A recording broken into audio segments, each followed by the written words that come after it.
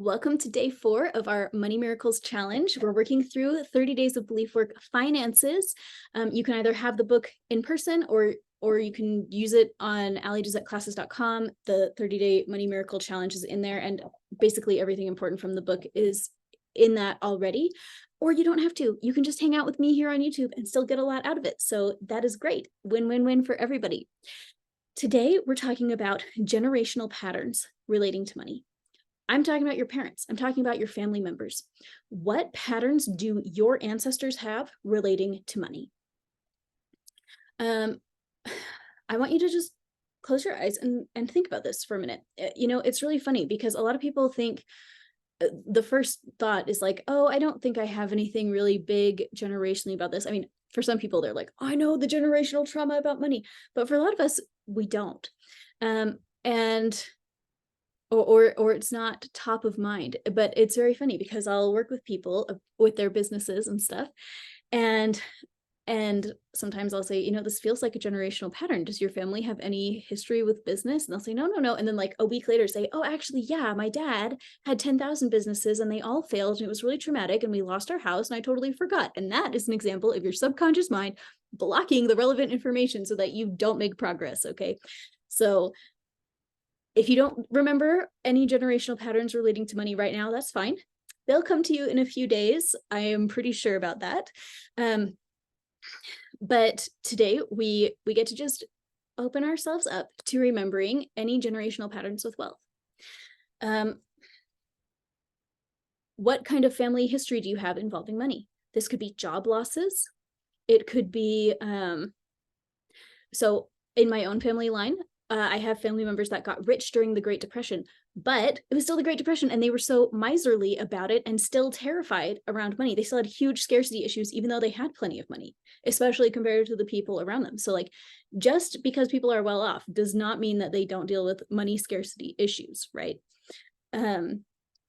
One thought coming to mind is forced relocation or non-forced relocation. Anytime people have had to move from one place to another these days, we all do it. These days, everybody's moving everywhere. And that is really facilitated by things like cars and airplanes and trains and modern transportation, and the fact that there's like Walmart and you can just go and buy new stuff where you need to get it, or you can just ship all of your stuff and go and get it. And items are easy and cheap to come by, and we don't live off the land. You can just go to a grocery store at your new place. But historically, that was not the case. If you were going to move from your land, it's going to be an extremely devastating process. This is probably land your ancestors have lived on for a long time. A ton of resources have been invested in that land. You live off of the land, and if you move to a new place that does not have sufficiently fertile land, like, you're hosed, right? So there can be a lot of scarcity issues that come up with having to leave land historically. Like that may seem alien to us in this modern age, but that is a real thing. And all of us have experienced ancestors in our past who had to relocate for all sorts of reasons, right? So what generational patterns do you have when it comes to wealth? And in what way could you be the one that breaks out of those patterns? How can you be the one that breaks those chains for your family line? These are things that I invite you to journal about today. How can you break out of these family patterns? How are you going to create new patterns of financial prosperity for yourself and for the people that come after you? That is something that all of us get to think about. And this is something that people have always thought about throughout all of time. The concept of inheritance, the word coming to my mind is sacred. It is so sacred. And I mean, the Bible is full of talk of inheritance of all kinds.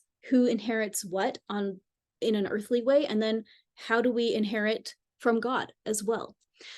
How are we living now, adults now, how are we going to create a new inheritance when it comes to prosperity for our own children? Something different and something better than we received. Okay, let's go ahead and tap for a little minute. You're going to tap on your collarbone and just say along with me, poverty is neutral. My financial accounts are all secure. I know how to succeed at making money. I know how to succeed at keeping money. I don't know how I'm so successful, but I do succeed at making and keeping money. I am now releasing all generational patterns of financial failure. A person's finances do not have to be linked to their family's finances. Go ahead and put your hands on your heart. Take a deep breath.